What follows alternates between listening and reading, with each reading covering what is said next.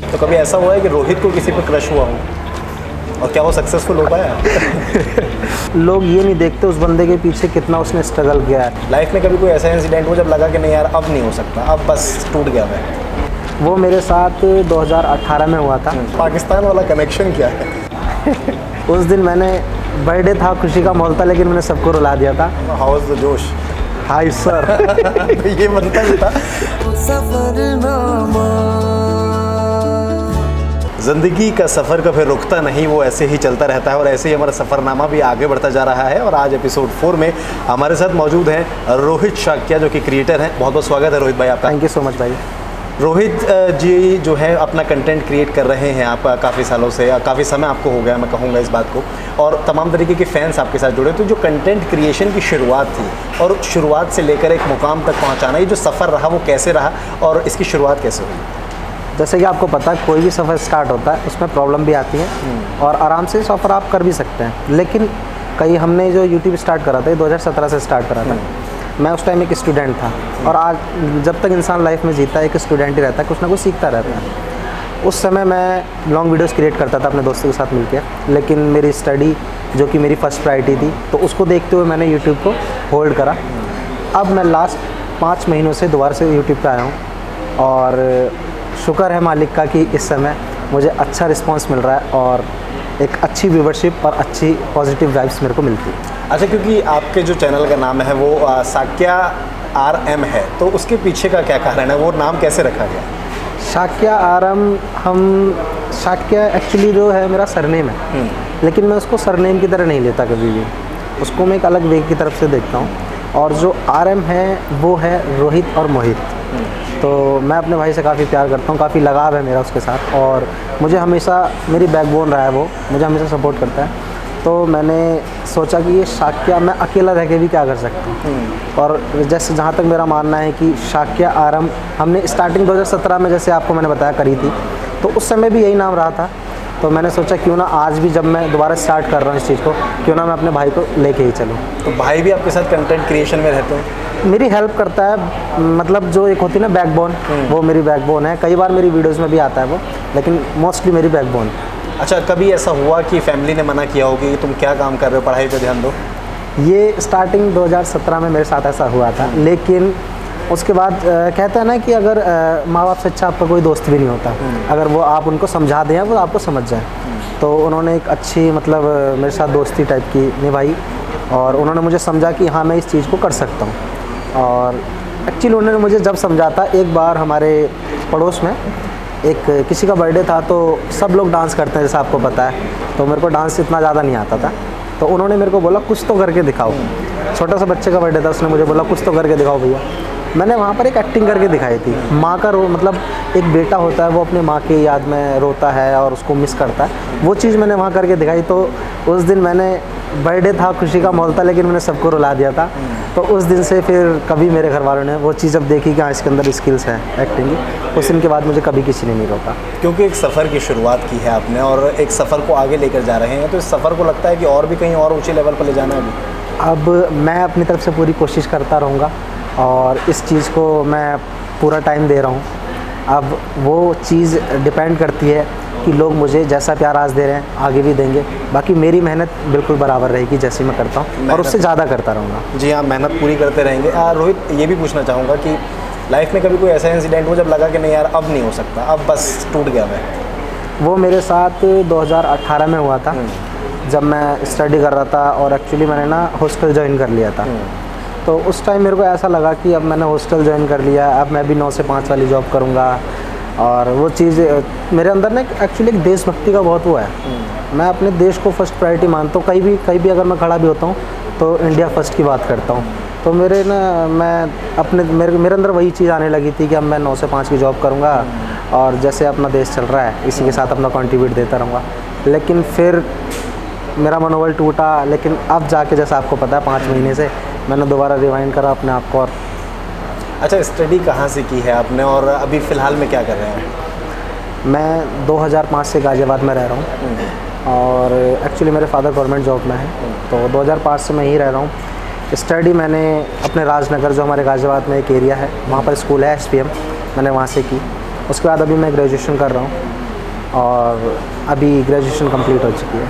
इसके बाद आगे कहाँ और जाना चाहते हैं? इसके बाद आगे मैं भी और भी कोर्सेज करूँगा, लेकिन फर्स्ट प्रायोरिटी इस टाइम मेरी यूट्यूब है।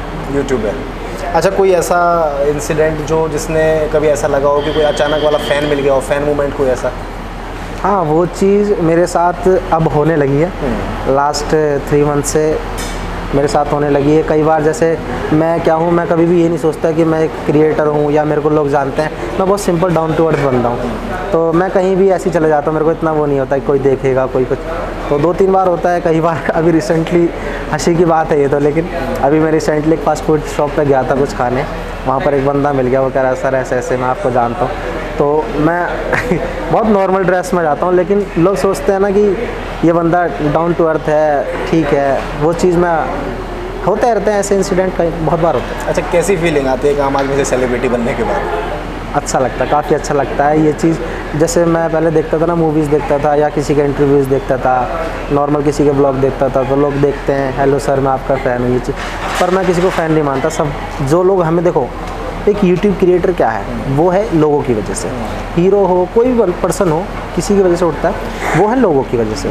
अगर आप लोगों को फैंस का नाम देते हो तो मैं इसमें गलत भी नहीं मानता और अच्छा भी नहीं मानता, क्योंकि आपको जो उठाने वाले हैं ना, वो आपके अपने ही होते हैं। ये जो हमें उठा रहे हैं, जो हमें, देखो आपको अगर मैं सपोर्ट कर रहा हूँ या आप मुझे सपोर्ट कर रहे हैं, जस्ट लाइक हम लोग एक भाईचारे में कर रहे हैं। तो जो भी बंदा है जो हमें सपोर्ट कर रहा है, सब अपने भाईचारे में करते हैं। चलिए, हम तो चाहेंगे कि ऐसा भाईचारा हमारे बीच बना रहे, आप सपोर्ट करते रहें।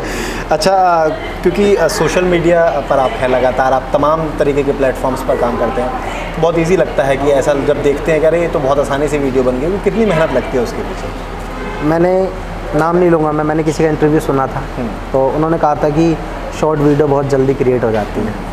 लेकिन मैं एक शॉर्ट वीडियो होती है क्रिएट करना, एक होता है किसी पर लिपसिंग कर देना। तो वो इंटरव्यू लिपसिंग के बारे में था, उसके ज़्यादा मैं बात नहीं छेड़ूंगा। लेकिन जब हम शॉर्ट वीडियो कोई क्रिएट करते हैं या लॉन्ग वीडियो क्रिएट करते हैं, टाइम लगता है। देखो, टाइम 1 मिनट का भी होता है, टाइम 1 घंटे का भी होता है। कई बार मैं मॉर्निंग में 5:30 बजे 6 बजे उठने का मेरा शेड्यूल हो चुका है, और 5:30 से हम लोग 6 बजे से उठ के जो शूटिंग करते हैं, कई बार होता है हम सिर्फ एक वीडियो शूट कर पाते हैं। क्यों? क्योंकि अब हम लोग क्रिएटर हैं और हम लोग लोगों को वही देना चाहते हैं जो उनके लगे कि हाँ ये चीज़ रियल है। हमारा कई बार शूट होता है मंदिर पे, तो हम ये नहीं है कि बैकग्राउंड में छोटा सा कोई मंदिर दिखा दिया, नहीं, हम वो प्रॉपर चीज़ दिखाने की कोशिश करते हैं कि देखो हमारा यहाँ का शूट है। अगर हमारा रोल, मान लो कोई रोल पुलिस वाले का है या कोई आर्मी वाले का, तो हम वो प्रॉपर ड्रेसअप पहनते हैं, उसके बाद जाके हम वो शूट करते हैं। तो उसमें थोड़ा टाइम लगता है, थोड़ा सोचना पड़ता है। हम लोग रात को कई बार 2-2 बज जाते हैं हमें सोचने में कि आज कल क्या क्रिएट करेंगे और कल क्या ड्रेसअप होगा, कौन सी लोकेशन पर हमें जाना चाहिए। तो टाइम लगता है। हाँ, वो चीज़ है कि एक मूवी को, एक शॉर्ट लॉन्ग वीडियो को बनने में महीनों लगते हैं, इस चीज़ में इतना नहीं लगता, लेकिन टाइम लगता है। कभी ऐसा हुआ है कि मेहनत इतनी कर ली हो कि खाने का भी ध्यान नहीं रहा हो?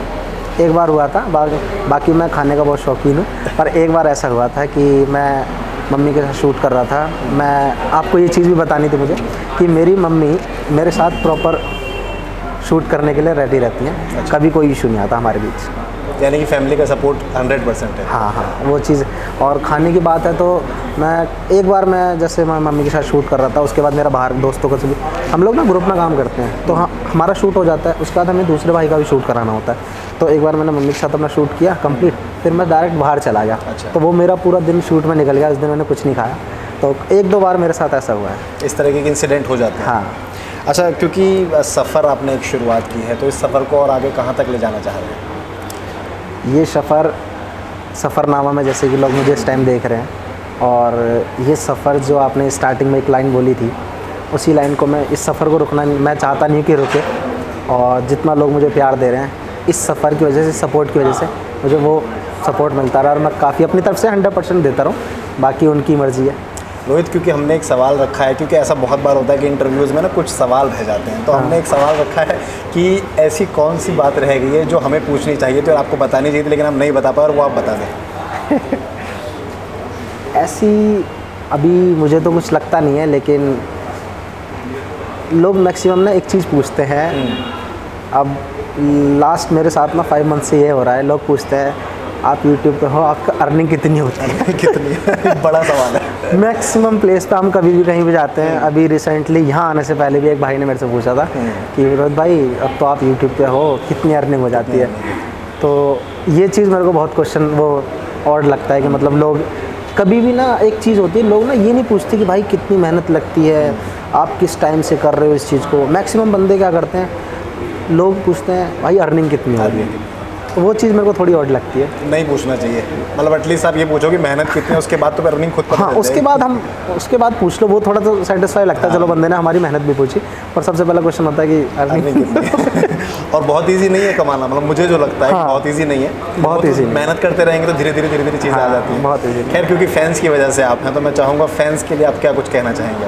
मैं अपने सभी भाइयों से, जैसे मैंने सब भाईचारा है अपना, मैं अपने सभी दोस्तों से, सभी भाइयों से, सभी बहनों से, और मैक्सिमम मेरे व्यूवर्स जो मुझे ओल्ड पर्सन भी देखते हैं, उन सभी से मेरी दुआएं हैं कि वो जितना प्यार आज मुझे दे रहे हैं वो उतना देता रहे। मैं हमेशा उनको अपना 100% देता रहूँगा। जी हाँ, बिल्कुल 100% देते रहेंगे रोहित। लेकिन एक सवाल जो हमारा रह गया है, क्योंकि रोहित देखिए जिस इंडस्ट्री में आप हैं, यहाँ पर बहुत सारे ऑफ़र भी आपको आते होंगे, तो कभी ऐसा हुआ है कि रोहित को किसी पर क्रश हुआ हो, और क्या वो सक्सेसफुल हो पाया? मैं मैक्सिमम आपको मैंने ना एक परमीश वर्मा पंजाबी सिंगर है, बिल्कुल है, उनका मैंने गाना सुना था, उसमें गाना सुना था, और उनकी एक मूवी आई थी दिल दियां गल्लां, उसमें एक एक्ट्रेस है वामिका गाबी, वो मैं उन्हें बहुत लाइक करता हूँ, मेरा क्रश है वो। बाकी ऐसा कुछ इशू नहीं है, बाकी सब लाइफ नॉर्मल चल रही है। नॉर्मल चल रही है। चलिए, नॉर्मल चलती भी रहनी चाहिए। हमने एक सवाल अपने लिए भी रखा है, क्योंकि हम सफ़रनामा की शुरुआत करिए आप लोगों के सपोर्ट के साथ में, तो सफ़रनामा के लिए 2 पंक्तियाँ चाहेंगे कि आप बोल दें? मैं सफ़रनामा के लिए कहना चाहूँगा कि आपने जिस तरीके से नया लोगों को जोड़ने का, या क्रिएटर्स के बारे में, उनकी लाइफ के बारे में लोगों को पता चले, वो कैसे कहाँ से कहाँ जा रहे हैं, या उनकी लाइफ कितनी हार्ड रही, जर्नी कितनी हार्ड रही, उस चीज़ के बारे में जो आपने ये नया क्रिएटिव आइडिया निकाला है, मैं लोगों से कहना चाहूँगा इस चीज़ को वो सपोर्ट करें। और वो मेरा नहीं, हर क्रिएटर का वो चीज़ देखें कि लोग ना बहुत आसानी से कह देते हैं यार आज कल कैसा था और आज कैसे, दो साल बाद क्रिएटर बन गया, देखो कितना एटीट्यूड आया। लेकिन लोग ये नहीं देखते उस बंदे के पीछे कितना उसने स्ट्रगल किया है। तो मैं सफ़रनामा के थ्रू यही बोलना चाहूँगा कि लोग सफ़रनामा पे आएँ, उस चीज़ को महसूस करें, हर क्रिएटर की जर्नी को देखें और उनसे कुछ इंस्पायर हों, सीखें। जी हाँ, बिल्कुल सीखना बहुत ज़रूरी है। और 2017 से, जैसे कि खुद रोहित भाई ने बताया कि 2017 में शुरुआत करी थी, अब 2022 में कामयाबी मिली हुई है, तो आप ये समझ लें कि समय लगता है हर चीज़ में। रोहित भाई, एक सवाल और है मुझे, मतलब जब भी मैं आपको देखता हूँ, फिर आपके कमेंट्स को देखता हूँ ना, मुझे उसमें पाकिस्तान के लोगों के भी कमेंट नज़र आते हैं। पाकिस्तान वाला कनेक्शन क्या है? ये एक्चुअली देखो, जब आप यूट्यूब पे काम करते हो तो आपको पूरी दुनिया देखती है, तो मेरी व्यूवरशिप वहाँ भी है, मुझे इस बात की खुशी है। और लेकिन कई बार अब वो सबकी अपनी मेंटलिटी है, वो क्या सोचते हैं, किस चीज़ को क्या देखते हैं। मैं एक्चुअली सबसे ज़्यादा कॉन्सेप्ट अब क्रिएट कर रहा हूँ आर्मी के ऊपर, क्योंकि हमारी आर्मी हमारा प्राउड है। तो कई बार होता है कि आपको पता है कि कोई भी दूसरे को इंसान के आराम से जिसको दिक्कत है वो जल लेगा, तो मैं अपने इंडिया को अच्छा दिखाता हूँ, और वो जो है हकीकत है। लेकिन कई बार जलने वाले लोग हैं कुछ, मैं नहीं कहता सारे पाकिस्तान के भाई अपने ऐसे हैं, लेकिन कुछ हैं जिन्हें अच्छा नहीं लगता कि जब मैं इंडियन आर्मी को अच्छा दिखाता हूँ, तो वो चीज़ वो कमेंट कर देते हैं कि नहीं हमारी अच्छी है, आपकी वो अच्छी नहीं है। पर हमें इस बात पे प्राउड है, तो हम वीडियो में वो चीज़ अच्छी दिखाते हैं। प्राउड होना भी चाहिए, क्योंकि हम इंडिया के लोग हैं। हम अगर इंडियन आर्मी प्राउड नहीं करेंगे तो किस पे करेंगे? चलिए, इस पर मैं बोलना भी चाहूँगा, हाउ इज़ द जोश? Hi sir. तो ये बनता ही था। तो बहुत बहुत धन्यवाद हमारे साथ जुड़ने के लिए, और मैं यही चाहूँगा कि ऐसे ही आप सपोर्ट करते रहें, साथ बने रहें, और ऐसे ही प्यार जो है दर्शकों का मिलता रहे। सफ़रनामा के इस सफ़र में रुकेंगे नहीं, लेकिन कुछ समय के लिए विराम ज़रूर देंगे। बने रहिएगा हमारे साथ। नमस्कार। सफ़रनामा।